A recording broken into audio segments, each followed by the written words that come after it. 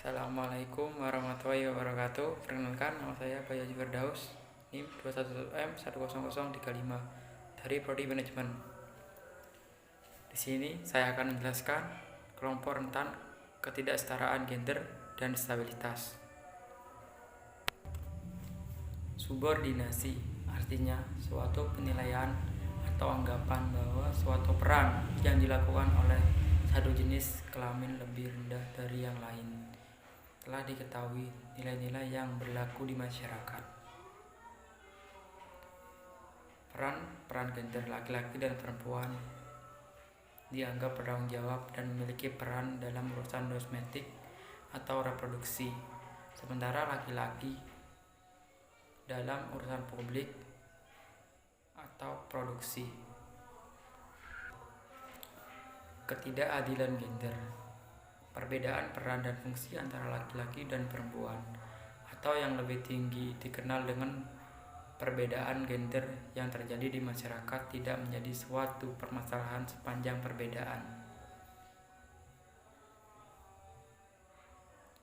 tidak mengakibatkan diskriminasi atau ketidakadilan. Patokan atau ukuran untuk mengukur apakah perbedaan gender itu menimbulkan ketidakadilan atau tidak. 3. Stereotipe.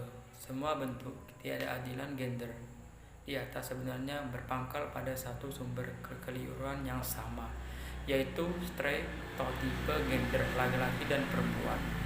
Stereotipe itu sendiri berarti pemberian citra baku atau label atau cap kepada seseorang atau kelompok yang salah atau sesat. Pelabelan umumnya dilakukan dalam dua hubungan atau lebih dan seringkali digunakan sebagai alasan untuk membenarkan suatu tindakan dari satu kelompok atas kelompok lainnya. Pelabelan juga menunjukkan adanya relasi kekuasaan yang timpang atau tidak seimbang yang bertujuan untuk menaklukkan atau menguasai pihak lain. Pelabelan negatif juga dapat dilakukan atas dasar anggapan gender, namun seringkali pelabelan negatif ditimpakan kepada perempuan. Contoh, perempuan dianggap cengeng, suka digoda. 2. Perempuan tidak rasional, emosional. 3. Perempuan tidak bisa mengambil keputusan penting. 4.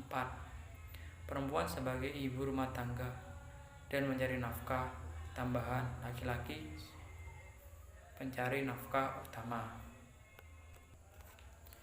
Kekerasan artinya tidak kekerasan baik fisik maupun non-fisik yang dilakukan oleh salah satu jenis kelamin atau sebuah institusi keluarga, masyarakat, atau negara terhadap jenis kelamin lainnya. Peran gender telah membedakan karakter perempuan dan laki-laki. Perempuan dianggap feminis dan laki-laki maskulin. Karakteristik ini kemudian mewujud dalam ciri-ciri psikologis seperti laki-laki dianggap gagah, kuat, berani, dan sebagainya. Sebaliknya, perempuan dianggap lembut, lemah, penurut, dan sebagainya. Sebenarnya tidak ada yang salah dengan pembedaan itu. Namun ternyata pembedaan karakter tersebut melahirkan tindakan kekerasan dengan anggapan bahwa perempuan itu lemah. Itu diartikan sebagai alasan untuk diperlakukan semena-mena berupa tindakan kekerasan, contoh kekerasan fisik maupun non-fisik yang dilakukan oleh suami terhadap istrinya di dalam rumah tangga. 2. Pemukulan, penyiksaan, dan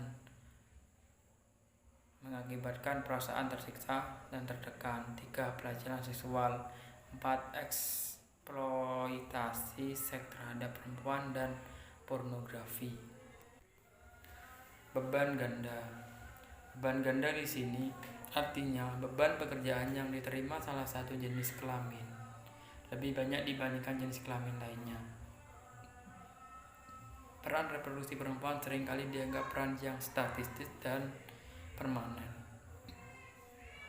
Walaupun sudah ada meningkatkan jumlah perempuan yang bekerja di wilayah publik, namun tidak diiringi dengan berkurangnya beban mereka di wilayah domestik. Upaya maksimal yang dilakukan mereka adalah mestitusikan pekerjaan tersebut kepada perempuan lain, seperti pembantu rumah tangga atau anggota keluarga perempuan lainnya. Namun demikian, tanggung jawabannya masih tetap berada di pundak perempuan. Akibatnya mereka mengalami beban yang berlipat ganda. Kelima, marginalisasi. Marginalisasi artinya suatu proses peminggiran akibat pembedaan jenis kelamin yang mengakibatkan kemiskinan.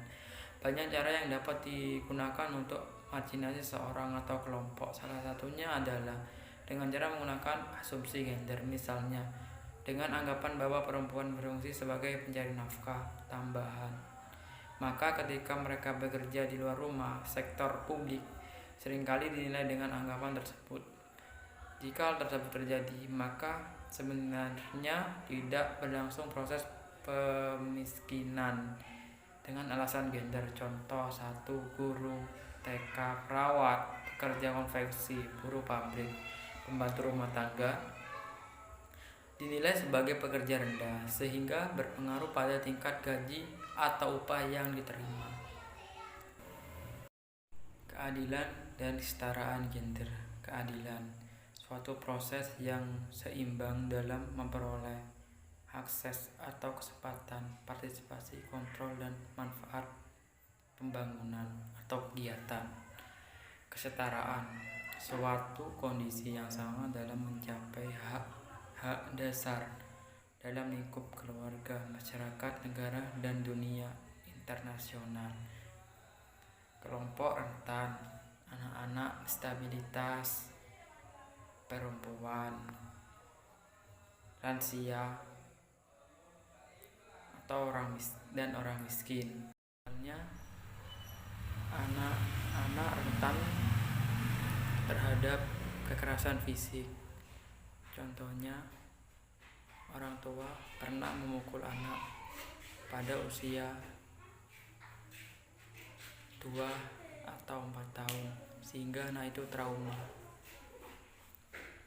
Pada saat sudah dewasa, anak itu susah untuk dibilangin karena ingat pernah dipukul atau dikasarin oleh orang tuanya sendiri. Jika mendidik seorang anak, sebaiknya jangan pakai fisik atau mukul. Sekian dari saya.